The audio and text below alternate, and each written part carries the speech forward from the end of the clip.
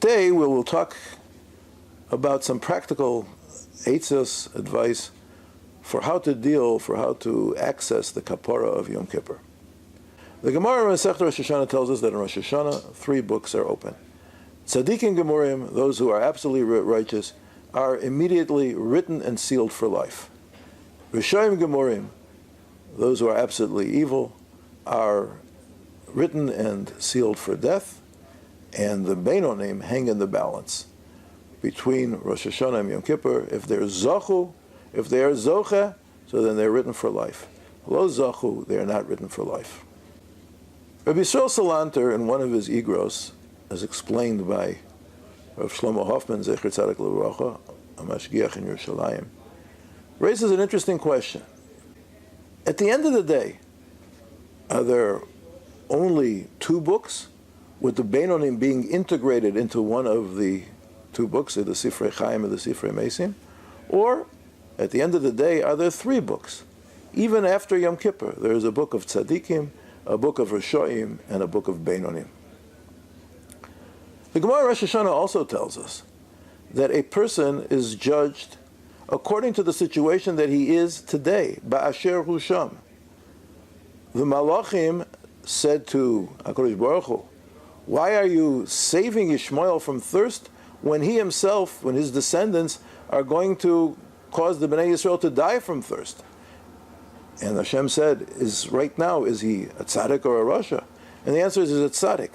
Ba'asher hu sham, Hashem judges us as we are right now. But Rabbi Yisrael Salanter tells us an interesting chiddush, a new idea, that this is only true on the negative side. On the negative side, as far as sins are concerned, HaKadosh Baruch Hu does not take into account our future sins.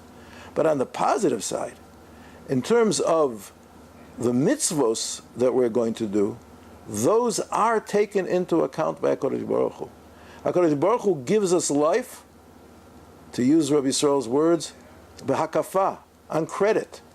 It's like he lends us life, assuming and counting on the fact that eventually we will grow into that level and we will make his investment worthwhile. But just as a bank won't give credit to someone who has no chance of repaying, so too Hashem needs to see some kind of involvement, some kind of effort, some kind of guarantee, so to speak, that his investment will pay off and that we will be able to grow with our future mitzvos to deserve the life that he's giving us this year.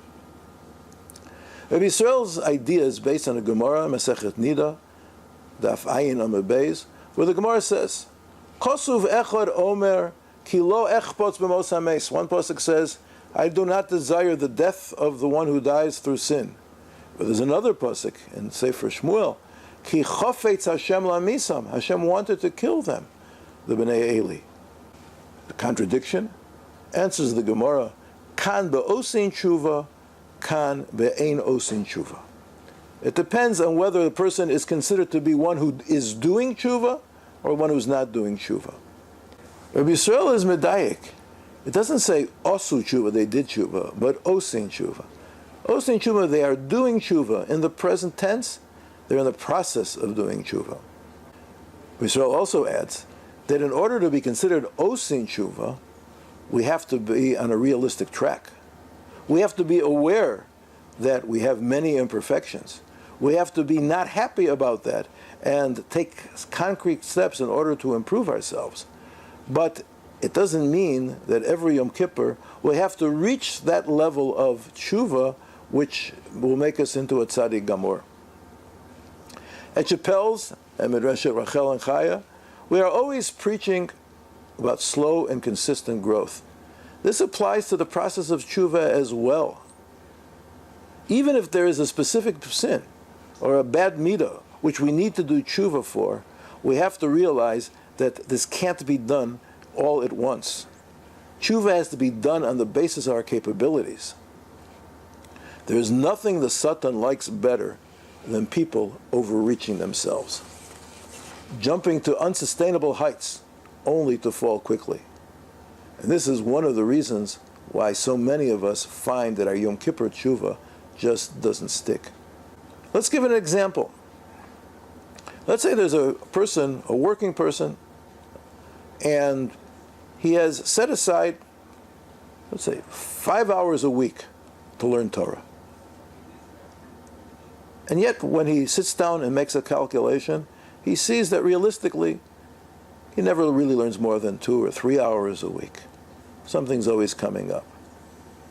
If that person wants to do tshuva, so then he has to recognize, my level is not 5 hours a week, my level is 2 hours a week. And he has to work to solidify that and make those 2 hours something that will happen every week, because he knows he's capable of doing it. Only after that's solid can he start raising the bar and say, okay, now right, for the next number of weeks, it'll be 2.5 hours to 3 hours. And raising it gradually until he's able to reach what he considers to be his potential, and then he may find that he can even go beyond his potential, what he thinks is potential. But it has to be something that goes in a very gradual way. Yom Kippur is unique among the days of the year.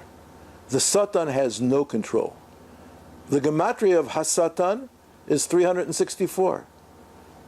One day of the year, Yom Kippur, is completely beyond his reach. We can raise ourselves internally and spiritually to great heights. We can dedicate ourselves to a trajectory of growth, even if we find ourselves just at the beginning of the journey.